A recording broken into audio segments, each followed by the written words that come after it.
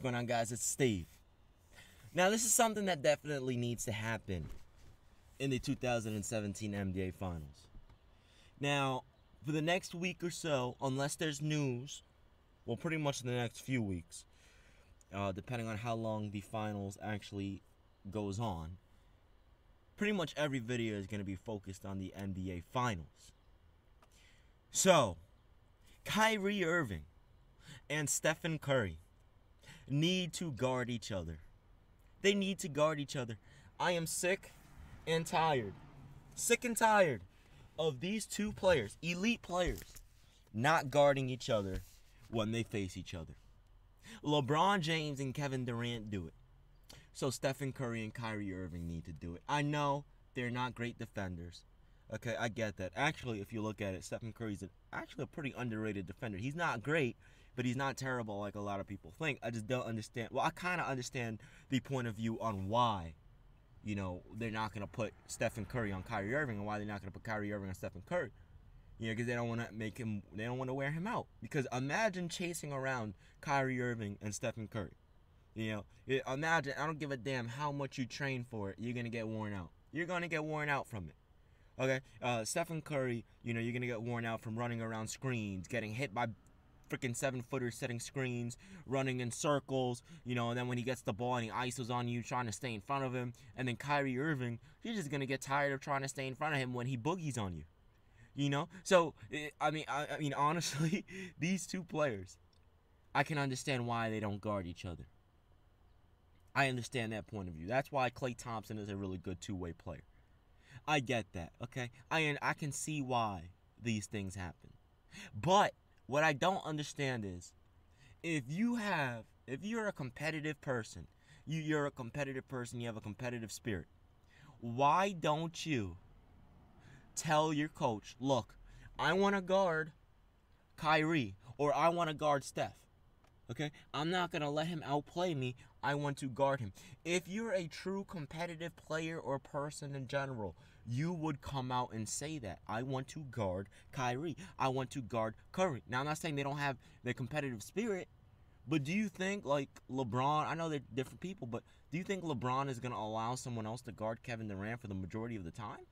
Do you think Kevin Durant's going to allow someone else to guard LeBron James for the majority of the time? Do you believe that Russell Westbrook's going to allow someone else to guard Stephen Curry? Do you believe that, I don't know, Kobe Bryant, Michael Jordan? Okay, now, obviously these are different players, but the gist of it is they're all great players. So why? If you're a competitor, why? If I were Stephen Curry, I want to guard Kyrie. If I were Kyrie, I want to guard Curry. I don't give a damn if I get embarrassed, if I get boogied on. I want to guard that player. Because no way in hell am I going to allow this player to outplay me. I'm not going to allow you to outplay me. It's that simple. I'm not going to allow you to try and drop 40 on me. Okay? You know what? And if you do, I'm going to give it my all on defense. I'm going to make you work your ass off to get it. I wouldn't trust anyone else to guard them. That has to be the mentality of these two players going into the series if they want to have a great series. Because Stephen Curry, he's a great player, but sometimes he gets too passive. And he's like LeBron. He gets too passive sometimes. And I don't want that to happen. Because if you see, when Stephen Curry acts like when LeBron gets, okay, when LeBron gets real angry and he starts to get cocky and talk garbage and plays with other players, like messing around with them, but it's just pure dominating them. When Stephen Curry does the same thing, those two are completely just unstoppable when they play like that. Okay? And the same thing with Kevin Durant. But when Stephen Curry plays like LeBron, when LeBron plays passive, then he plays like garbage. And I don't want that to happen. I want both teams to stay healthy. I want both teams to have all of their players going at each other. I want both teams just going all out. This is LeBron James' 8th NBA Finals appearance. 8th. Okay? That is ridiculous. 8 times in the NBA Finals. This has to be something epic, man. This is the 3rd time, the first time in NBA history, 2 teams meet each other 3 years in a row in the NBA Finals. They need to go back and forth. Kyrie Irving needs to guard Stephen Curry. Stephen Curry needs to guard Kyrie Irving. Now I know people are going to say, how are they even going to try and stay in front of him? It's fairly simple, really. Obviously, everything is easier said than done, but it's fairly simple to guard an NBA player. Fairly simple. First thing you need to do is find out their weakness. Do your research. It's just like homework. You know, some people like to do more research than others. Some people love doing the work.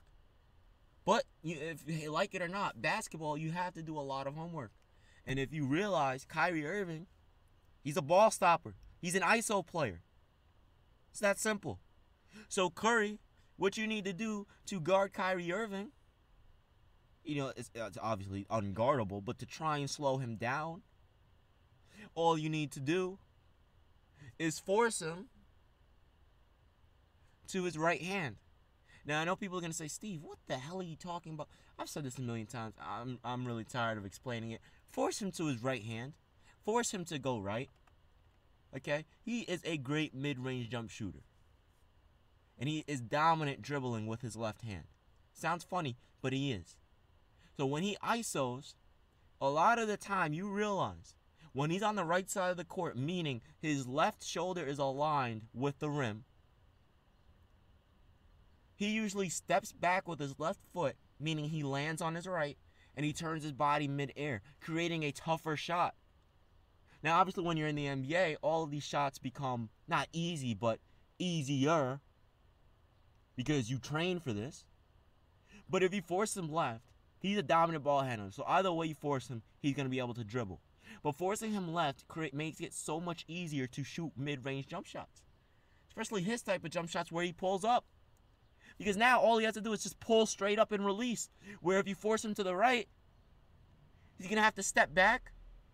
Or he's going to have to do an awkward pull-up immediately while dribbling with his right. He can't dribble with his left, pull up and turn his body. He can, but it'll be awkward as hell. So you force him to dribble right and pull up mid-range right. So he has to turn his body in the air. Okay? And if he starts making them, force him to the help. Force him to the rim where he has to meet with Tristan Thompson, LeBron James, okay, Kevin Love. Force him there. I'm retarded. I'm retarded. He not meet with Tristan Thompson, LeBron, and Kevin Love.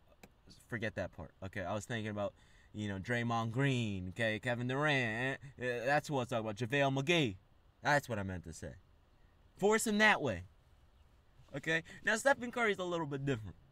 He's extremely hard to guard because they're both hard to guard, but Kyrie Irving, he's an ISO player, so it's like one-on-one, and then you just force him to the help, where Stephen Curry, he runs around screens a lot. Now, when he gets the ball, do the same thing. Now, obviously, you can't do anything. This dude's the best shooter in NBA history. He'll do whatever the hell he wants. But when he's off ball running around screens, it's fairly simple. You see the screen, you call it out, okay? Have all defenders aware of the screens. Call out the screens, meaning wherever the screen is, most likely he's coming from the opposite side, unless it's a backdoor screen, or if he's going to flip the screen and come to the opposite side, which rarely happens. It usually just curls around. So if that's going to happen, have defenders be aware of the screens. Be aware. Know before the game that they're going to be setting screens. Okay? And then have, wherever the opposite defender is on that screen, meaning on the opposite end of the floor, where the screener is most likely to come, if it's a double screen, single screen, whatever, have him meet Stephen Curry. And then, when the ball, let's say the ball's at the top of the key, that's where it usually is when Curry curls. Okay, the ball's at the top of the key. You have two players setting a screen. Okay, both towards the paint, one on the right side, one on the left side. Curry's at the right wing, he curls to the left wing. Have whoever's guarding the big man curl onto Curry or step in front of Curry. And then if the ball is passed to the big man who just helped out on Curry, have the other player rotate. Okay, now obviously it's all easier said than done. It takes a lot of coordination, a lot of practice, a lot of timing, a lot of studying, and a lot of repetition. But if you have these players study how to guard Stephen Curry and Kyrie Irving, I guarantee you, you can at least slow them down a little bit. You're not going to slow them down where, oh, Kyrie's only going to have 2 points, or, oh, Stephen Curry's only going to have 5 points. That ain't going to happen. But you have to try and slow them down, and that's the best bet. is to meet Stephen Curry before the screen, play physical on him, make sure he knows if you're going to screen and come under the rim, you're going to get hit. Okay? You may get a foul here and there, but good. Let him know that that contact is coming. Kyrie Irving, force him to shoot going right. It's going to be tougher for him. And if he drives by you, make him meet JaVale, Draymond, KD at the rim. It's all about rotating. Now, obviously, it's easier if it's just Kyrie on the team and just Stephen Curry on the team, but it's not the case. That's why I said it's easier said than done, because obviously you have Kyrie, you have Curry, you have LeBron, you have Kevin Love, you have Tristan Thompson, and then you have all of these other players. So it's way easier said than done. That's without a doubt. But it can be done. Anyway, I hope you guys enjoyed this video. It's been your man, Steve. I'm out. Peace.